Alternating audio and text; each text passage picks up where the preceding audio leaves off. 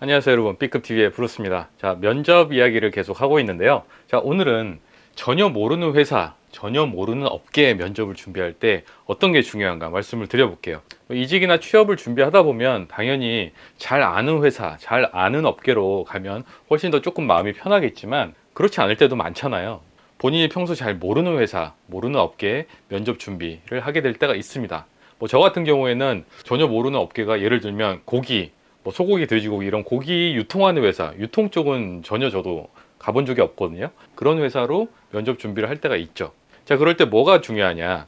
보통은 모르는 업계나 모르는 회사다 보니까 공부를 굉장히 많이 하게 됩니다. 불안하니까요. 그 회사에 대해서도 다 찾아보고 인터넷 서치해보고 업계 용어들 모르는 거 많잖아요. 뭐 약어로 된 것들 이런 용어 같은 걸 알아야지 이제 면접에 대처할 수 있다고 생각을 하니까 그런 것들 막 이렇게 외워서 거기에 이제 많이 포커싱을 해요. 그런데 그게 별로 중요하지 않습니다. 제가 말씀드리는 것은 세 가지인데요. 자, 첫 번째는 모르는 거. 당연히 잘 모르잖아요. 모르는 거를 초반에 인정하라는 말씀을 드리고 싶어요. 무슨 얘기냐면 아까처럼 잘 모르는 업계, 모르는 회사다 보니까 잔뜩 막 외워가지고 면접 때 이제 속으로는 굉장히 긴장하고 있죠. 이 질문에 대해서 그게 뭐였어? 막 이렇게 생각하면서 외워가지고 가게 되는 경우도 많은데 자, 그랬을 때 공부해봐야 얼마나 알겠어요.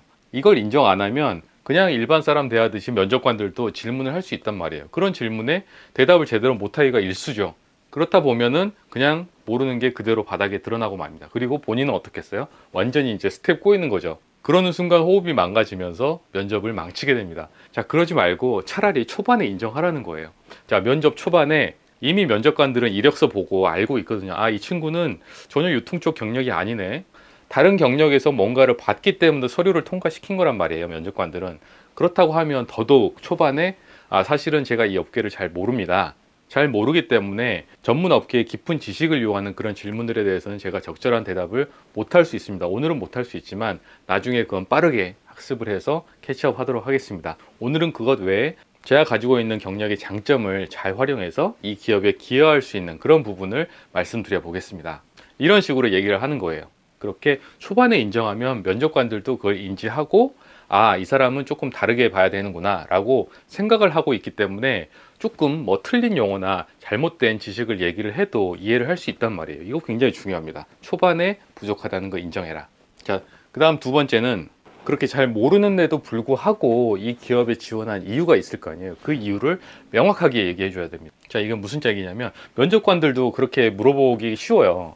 홍길동 씨는 뭐 경력상 이쪽 경력도 없고 잘 모를 것 같은데 왜 우리 회사에 지원을 했어요? 이렇게 물어볼 수 있단 말이에요. 자, 그랬을 때 가장 안 좋은 대답이 이겁니다. 뭐 재밌어 보여서요. 혹은 요즘 보니까 전망이 좋더라고요. 전도가 유망해 보여서 지원했습니다. 재밌을 것 같아서 흥미로워서 막 이런 식의 대답을 흔히 하곤 하는데 그거 별로 안 좋은 대답이에요. 명확한 이유가 아니라는 거거든요. 설령 진짜로 본인이 지원하는 이유가 그거다. 뭐 조건이 좋다거나 혹은 앞으로 전망이 좋을 것 같아서 이것 말고 다른 이유가 없다면 저는 그 회사 지원하지 말라고 말리고 싶어요. 그런 이유로 어떻게 운 좋게 합격을 하더라도 들어가서 그렇게 잘 될 일이 없거든요. 자, 그런 이유 말고 이 지원한 이유를 명확히 잘 모르는데도 불구하고 이유가 있을 거 아니에요? 정말로 본인이 생각해 보는 거예요. 뭐 그런 거룩한 것들이 아니라 개인적인 걸 수도 있습니다. 아까 제가 예를 들어서 뭐 고기 유통회사라고 하면 와이프랑 저는 워낙 이 삼겹살을 좋아하다 보니까 삼겹살을 거의 매일같이 먹는데 이렇게 계속 삼겹살을 먹다 보니 어디 마트에서 사느냐에 따라서 고기 맛이 굉장히 달랐다. 그렇다 보니까 유통을 조금 더 찾아보게 됐고 그렇다 보니까 이 분야에 굉장히 흥미를 갖게 됐어요. 자, 이런 굉장히 개인적인 이유도 좋습니다.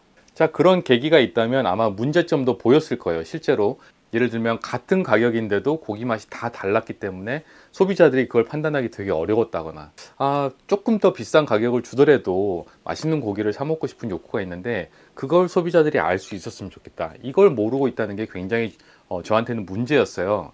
저랑 와이프한테는 그게 큰 문제라 이걸 풀고 싶었습니다. 그런데 마침 이 회사에서 그 문제에 포커싱하고 있는 것 같아서 굉장히 흥미가 들었습니다. 뭐 이런 식의 얘기를 하는 거죠. 실제로 그런 관심을 갖게 된 계기를 얘기하다 보면 해결하고자 하는 문제가 보이는 거고 그 문제를 풀고자 하는 이 회사에 내가 기여할 그 의지와 얘기를 충분히 할 수 있는 거죠. 스토리가 나오는 거죠. 자, 이렇게 그럼에도 불구하고 잘 모르는데도 불구하고 여기 지원한 이유를 명확히 얘기할 준비를 하셔라 라는 거예요.